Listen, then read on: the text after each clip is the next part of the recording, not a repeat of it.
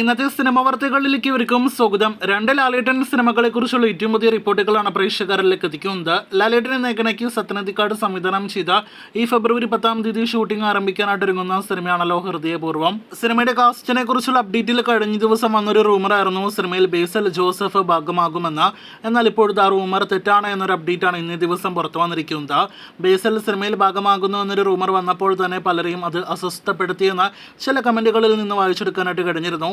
എന്തായാലും അവർക്ക് ആശ്വാസം നൽകുന്നൊരു വാർത്തയാണ് ഇപ്പോൾ വന്നിരിക്കുന്നത്. ബേസിൽ ഹൃദയപൂർവ്വത്തിൽ നിലവിൽ ഭാഗമല്ല. ഫെബ്രുവരി 10 സിനിമയുടെ ഷൂട്ടിംഗ് ആരംഭിക്കുമെങ്കിലും ഹൃദയപൂർവ്വത്തിലേക്ക് ലാലേട്ടൻ ജോയിൻ ചെയ്യുക ഫെബ്രുവരി മാസം 15 ആയിരിക്കും. എന്തായാലും കാത്തിരിക്കാം ഹൃദയപൂർവ്വത്തിന്റെ പൂജ ഉൾപ്പെടെയുള്ള കൂടുതൽ അപ്ഡേറ്റുകൾക്കും വിവരങ്ങൾക്കായിട്ട്. കഴിഞ്ഞ ഒരുപാട് മാസങ്ങൾക്ക് മുന്നേ വന്ന റൂമറായിരുന്നല്ലോ ലാലേട്ടൻ ദിലീപ് നായകനെത്തുന്ന ബബബ എന്ന സിനിമയിൽ ഒരു വൻ കാമിയോ റോളിൽ എത്തുന്നുവെന്നത്. ഇപ്പോഴത്തെ ആ റൂമറിനെ കുറിച്ചുള്ള ഏറ്റവും പുതിയ അപ്ഡേറ്റ് പുറത്തു വന്നിരിക്കുകയാണ്. ദിലീപ് നായകനെത്തുന്ന ബബബ എന്ന സിനിമ ആ സിനിമയുടെ അവസാനഘട്ട ഷൂട്ടിങ്ങിലേക്ക് അടുത്തുകൊണ്ടിരിക്കുകയാണ്. നേരത്തെ ഒരു സമയം നമ്മുടെ ലാലേട്ടൻ ബബബ എന്ന സിനിമയിൽ ഭാഗമാണ് എന്ന തരത്തിലുള്ള റൂമേഴ്സ് ഫേക്കാണ് എന്ന രീതിയിലുള്ള അപ്ഡേറ്റുകൾ വരെ പുറത്തു വന്നിരുന്നു.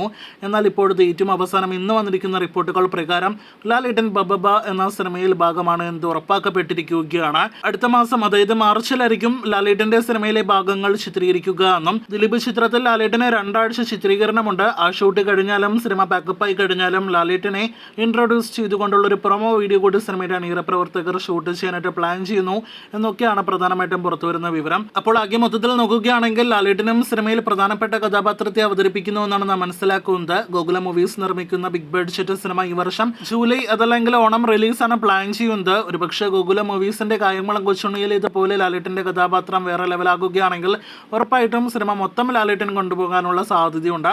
കാത്തിരിക്കാം ആവേശത്തോടെ ബബബ എന്ന സിനിമയിലെ ലാലേട്ടൻ കഥാപാത്രത്തെക്കുറിച്ചുള്ള വാർത്തകൾക്ക്.